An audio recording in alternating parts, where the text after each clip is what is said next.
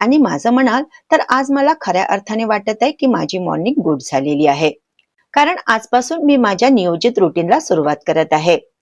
सकाळी मी वेळेवर उठली. काल रात्री सोप भिजत घातली होती. आज सोपचे पाणी प्यायचे होते. त्यात 1 ग्लास पाणी ऍड केलं आणि आता सोपला मी उकळायला ठेवून देते. 5 ते 10 मिनिटं चांगलं खदखदून याला उकळायचं आहे.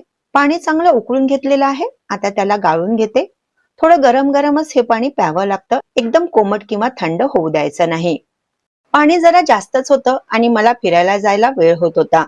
कसं तरी फुंकून फुंकून मी पाणी पिलं. भराभरा पाणी संपवलं. मग निघाले फिरायसाठी. त्याआधी आपले वॉकिंगचे बूट घालून घेतले. फिरताना बूट घातलेलं मला वाटते केव्हाही बरं.